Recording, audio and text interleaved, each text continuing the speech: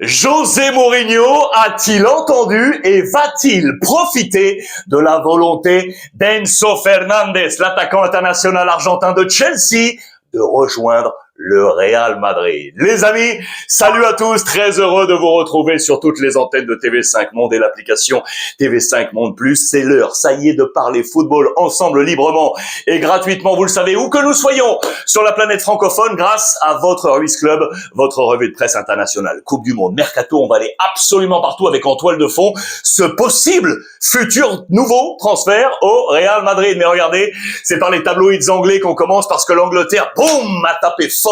Hier soir, victoire 4-2 face à la Croatie de Luka Modric avec deux grands bonhommes, Monsieur Harry Kane, le buteur du Bayern Munich, double buteur, et regardez Jude Bellingham, le numéro 10 du Real Madrid, buteur également. Regardez les titres. Texas Kane score massacre, et en page intérieure du Sun, la une et page intérieure sport, les Dallas Cowboys. Le match s'est joué à Dallas qui abrite, vous le savez, la franchise de football américain NFL, les Dallas Cowboys. Vous remplacez le C par ce W parce qu'effectivement ce match a été waouh, avec un W majuscule. Les pages intérieures, Kane et Bell, les deux hommes ensemble, mais attention, pas seulement, regardez, and Rashford, celui qui était à Barcelone il y a encore quelques jours, qui n'était pas choisi titulaire, et on va y revenir, qui devrait peut-être rentrer à Manchester United. Il est entré dans ce match et lui aussi a marqué. Ils ont tous marqué des points. Regardez encore dans les colonnes du Sun, très bon jeu de mots. It's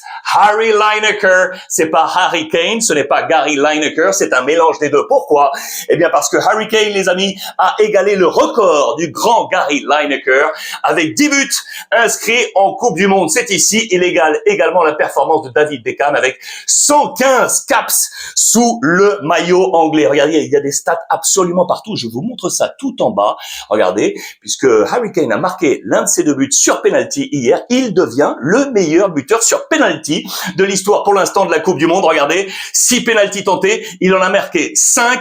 Poursuivant avec 4 pénaltys inscrits, Gabriel Batistuta, l'Argentin, c'est un autre temps. Eusebio, le Portugais, c'est un autre temps. Avec également Rensenbrink, un autre temps. Et Lionel Messi, qui est toujours là. Lui, vous le savez, à 102 ans, il est encore là avec 4 pénaltys inscrits. Il peut venir toucher éventuellement Harry Kane dans cette confrontation mondiale. Regardez, c'est également la une du Times. On n'est pas en page sport, c'est la une du Times.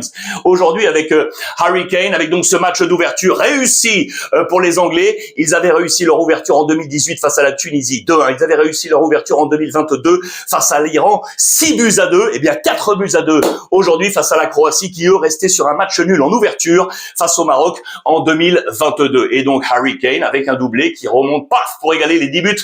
Vous le voyez, de Gary Lineker devant Geoff Hurst, devant Bobby Charlton ou encore Michael Owen, le meilleur buteur de l'histoire Croatie. Je vous le rappelle, c'est Davor Šuker, toujours devant Ivan Perisic, qui est toujours là dans cette sélection. Lui aussi à 102 ans. Mais on adore ces histoires du côté du football mondial. Voici quelle était la formation lancée par Thomas Tuchel, avec pas mal d'enseignements. On va jeter un œil dessus. Regardez avec Pickford, le gardien de Everton, charnière centrale avec Konsa, Aston Villa, et Stones de Manchester City, son coéquipier en club O'Reilly sur le côté gauche. À droite, Reece James de Chelsea, milieu de terrain, capitaine d'Arsenal, bien évidemment, Declan Rice, qui était ici à ses côtés, Anderson, qui est toujours à Nottingham Forest, mais qui devrait, vous le savez, être transféré notamment possible Manchester City. Les lignes d'attaque, Madueke, Arsenal, Gordon, qui a donc été choisi titulaire sur le côté gauche et non Rashford, mais qui est entré en jeu, et on va y revenir, et Jude Bellingham, juste derrière le capitaine Harry Kane. J'adore tout ça. Regardez également entrer en jeu, très intéressant parce que Thomas Tuchel a réussi son management dans ce match, parce qu'à la mi-temps, c'était pas forcément terrible. Deuxième mi-temps, l'impact a été vraiment violent, avec les entrées de Morgan Rogers, de Bukayo Saka avec une passe décisive, de Marcus Rashford avec le but inscrit, également présent bien dans ce match, Jed Spence, le joueur de Tottenham, et Marc Guéhi est rentré en fin de match pour laisser un peu reposer John Stones tranquillement. Voici les notes des colonnes du Sun. Je vous montre tout ça. Il y a des plus, il y a des moins. Pas forcément de très bonnes notes en défense. Regardez, Pickford a pris un 5/10, Reece James 6, Konsa 5, Stones 5, O'Reilly 6, et puis on monte progressivement. Declan Rice avec un 6, Anderson avec un 7, Madueke 7, Bellingham 8, bien évidemment, Anthony Gordon 6, et Harry Kane qui prend un 8/10, vous l'aurez compris, Jude Bellingham et Harry Kane, les deux hommes forts. Regardez ici la une également du Mirror. Tex Factor, Tex pour Texas bien évidemment, X Factor, les joueurs clés qui ont été clés dans ce match avec Rashford, avec Jude Bellingham ou encore Harry Kane. Franchement, l'Angleterre, les amis, a réussi un très très bon coup, très beau match pour moi, le meilleur match pour l'instant de cette Coupe du Monde. J'ai beaucoup aimé Pays-Bas face au Japon et la prestation des Marocains, affaire à suivre bien évidemment. Pas seulement, et je vous en parle encore dans cette nouvelle édition. On nous amène tranquillement du coup vers le Real Madrid parce que Bellingham a marqué, on a en tête les buts également de monsieur Kylian Mbappé et le but de Vinicius. L'ensemble de l'attaque, vous le voyez, As le rapporte sur son compte X, l'ensemble de l'attaque Real Madrid a marqué, ce qui nous amène tranquillement au mercato parce qu'on va attendre également Hendrick, les amis, lui qui était prêté à l'Olympique lyonnais, lui qui ne semble pas entrer dans les plans de mondial de Carlo Ancelotti, qui pourtant l'a pris, qui lorsqu'ils étaient ensemble au Real Madrid le laissait également en mode ostracisme sur le banc. Que va-t-il se passer avec le futur d'Hendrick? Va-t-il, oui ou non, venir s'inscrire dans le futur Real Madrid, celui de José Mourinho, les amis?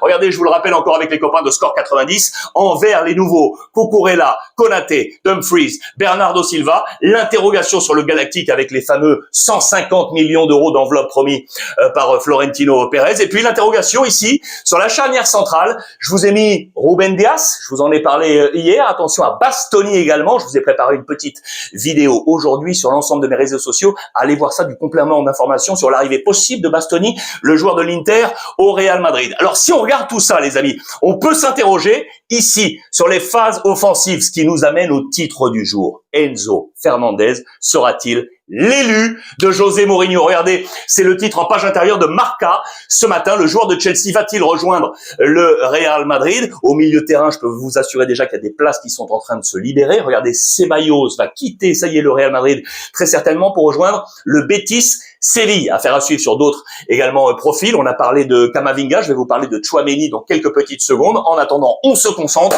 sur Enzo Fernandez. Il a 25 ans, je vous le rappelle, donc international argentin. Il a fait toutes ses classes à River Plate. Il est arrivé en Europe à Benfica, c'était à l'été 2022 pour un peu moins de 45 millions d'euros. Puis le gros boom à Chelsea, janvier 2023, Chelsea qui avait lâché 121 millions d'euros. 121 millions d'euros. Et on va y revenir avec notamment les critiques de la presse anglaise. Je vous rappelle qu'il a un contrat à Chelsea jusqu'en 2032. Voici l'ensemble des clubs qui semblent être intéressés par le profil. Le Paris Saint-Germain, City, Arsenal avec une cote à la hausse à 38%. Le Barça et donc le Real Madrid avec une cote croissante, vous le voyez, à la hausse à 63%. Sa participation en Première Ligue cette saison, c'est plutôt intéressant, les amis, regardez. Avec 36 matchs joués, 10 buts, 4 passes décisives. C'est à peu près le même ratio qu'on peut retrouver également en Champions League, à 92% dans le 11 de départ, 91% de minutes jouées. C'est un homme qui a compté. Est-ce que Xabi Alonso, le nouveau coach de Chelsea, pourrait éventuellement le convaincre de rester? Ça, c'est une autre histoire. Ce qui est sûr, c'est que, regardez, les tabloïds anglais, depuis qu'il est arrivé à Chelsea, ça c'était il y a 2-3 ans, n'ont pas arrêté de le cibler parce qu'on a jugé que la somme investie n'était pas rentabilisée, avec le nombre notamment de buts marqués par Enzo Fernandez. Et lui a très clairement manifesté depuis quelques mois qu'il avait envie de changer d'air. Et il l'a manifesté très clairement. Regardez notamment sur les derniers temps de passage. Le dernier temps, quand le célèbre Fabrizio Romano avait annoncé le Here we go pour Cucurella qui quittait Chelsea pour rejoindre le Real Madrid, eh bien ce poste a été liké par Enzo Fernandez. Chelsea n'a pas trop apprécié d'ailleurs la démarche, et je vous rappelle qu'également, eh bien Enzo Fernandez, regardez dans les colonnes de Marca, ça avait été rapporté, il avait été interrogé par de nombreuses presses où il avait clairement dit, mais vraiment clairement dit, que Madrid le tentait, que cette ville lui rappelait Buenos Aires dans l'ambiance et que les joueurs qu'il avait toujours admirés, Luka Modric et Toni Kroos. D'ailleurs, regardez, lorsque Toni Kroos a annoncé sa retraite, c'était sur Instagram. Enzo Fernandez avait reposté la photo de Toni Kroos avec une petite larme et tout ça n'avait pas du tout plu à Chelsea. Est-ce que le contexte aujourd'hui est parfait pour voir Enzo Fernandez rejoindre le Real Madrid? J'attends vos commentaires, bien évidemment. Quand je vous parlais du milieu de terrain avec Aurélien Tchouaméni, regardez la une du Daily Star d'aujourd'hui. Octopus, c'est le surnom qu'on a donné en Angleterre à Tchouaméni, parce qu'on a l'impression qu'il a 18 pattes, tellement il est partout au milieu de terrain pour prendre absolument tout comme une pieuvre. Et on nous dit quoi? On nous dit que Michael Carrick, le coach de Manchester United, pourrait être très intéressé par l'aller chercher, aller choper, vous l'aurez compris, Tchouaméni, son octopus. Sauf qu'on nous dit que José Mourinho, regardez, ne touche pas à mon octopus. On nous dit très clairement que José Mourinho, qui avait été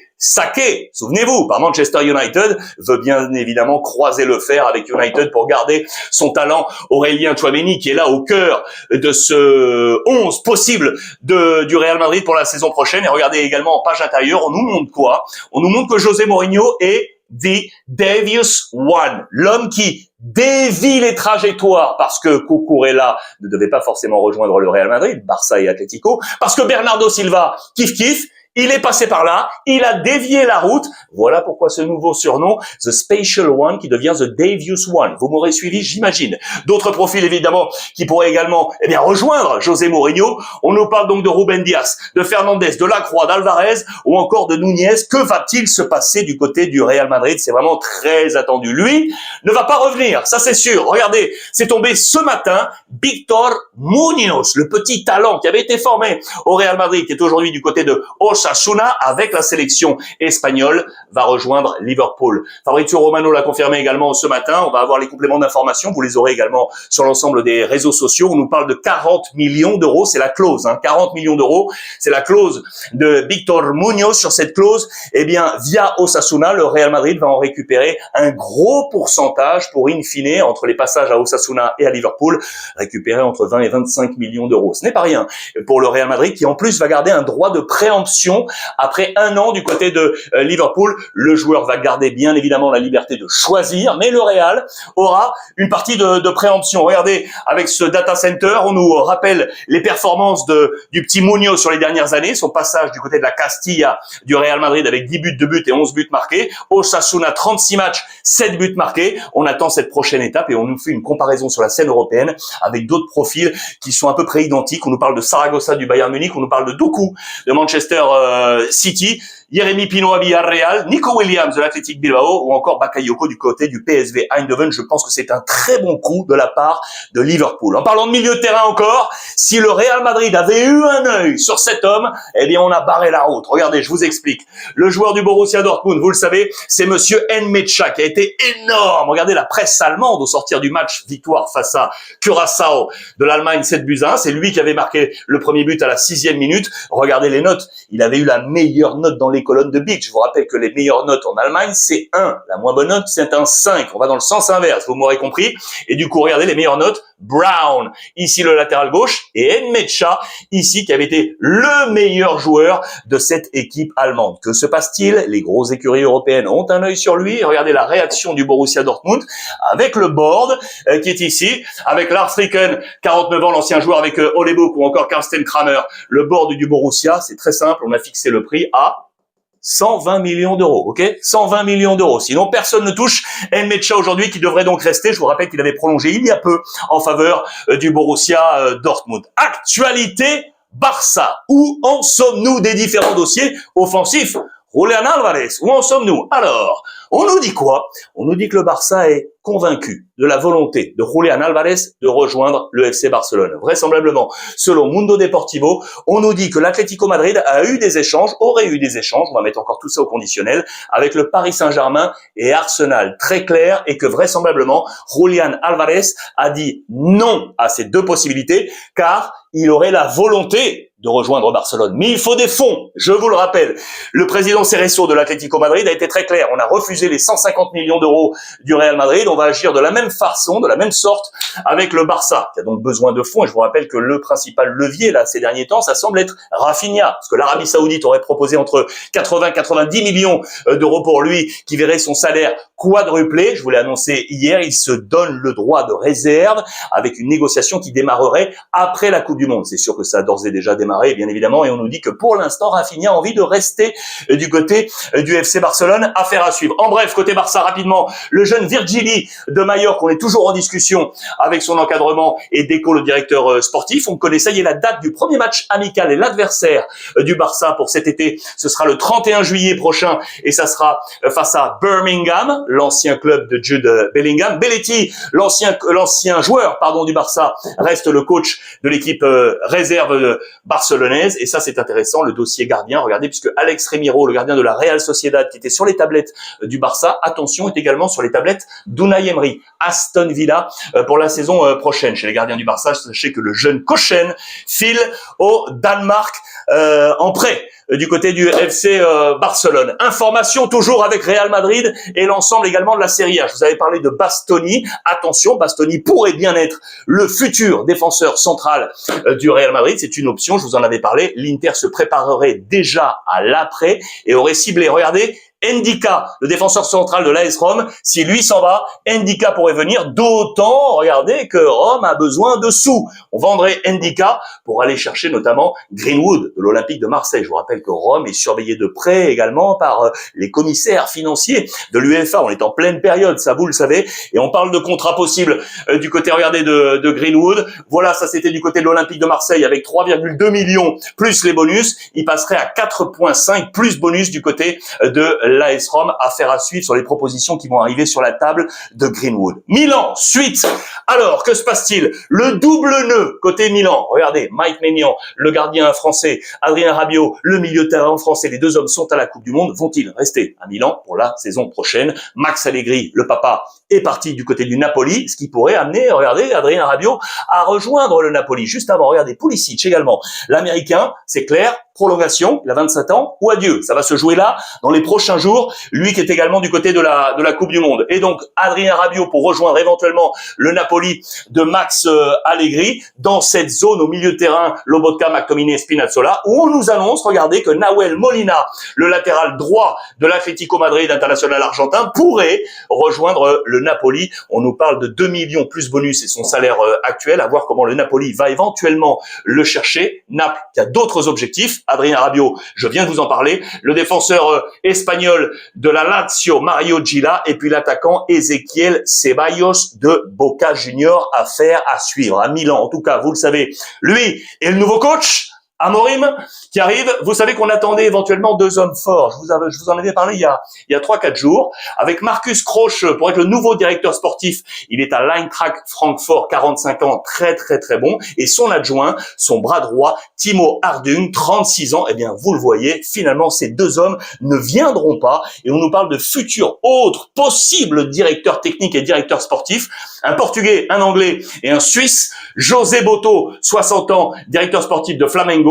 Jason Aito, 41 ans, ex de Brighton, et Davin Ozek, 31 ans, ex de Fenerbahçe. Peut-être que l'un de ces trois hommes viendra donc autour d'Amorim, vous l'aurez compris, pour être à la direction sportive de l'AC Milan. On nous parle du staff de Amorim. Voici quel était son staff du côté de Manchester United, cerclé de rouge, ceux qui vont le rejoindre à Milan, avec un coach de la performance, avec un préparateur des gardiens, avec un adjoint et des collaborateurs techniques. Le staff, ça y est, d'Amorim est en train de se préparer. En parlant de Portugal, de Coupe du Monde, de Mercato.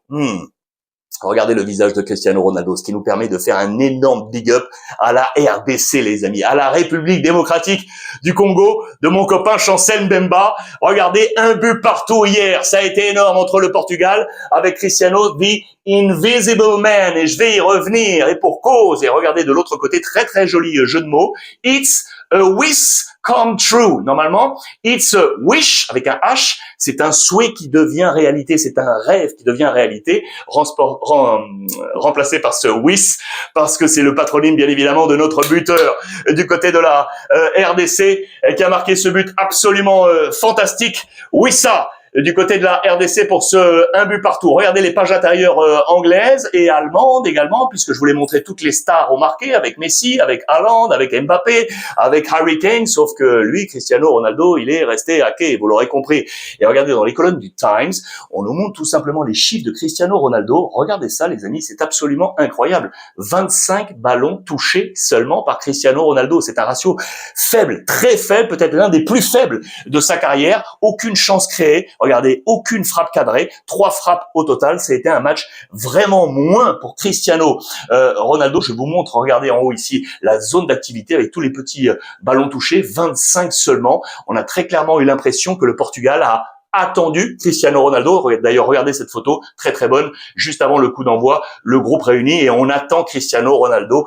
C'est une image assez symbole. Cristiano va devoir se relevé. Haaland lui a marqué comme toutes les autres stars. J'adore ces histoires de famille. Je vous en avais déjà parlé. Je vous avais évoqué la famille Diego Simeone et Pablo Paz en 98, les deux papas avec les deux garçons, Giuliano Simeone et Nico Paz, qui jouent cette Coupe du Monde.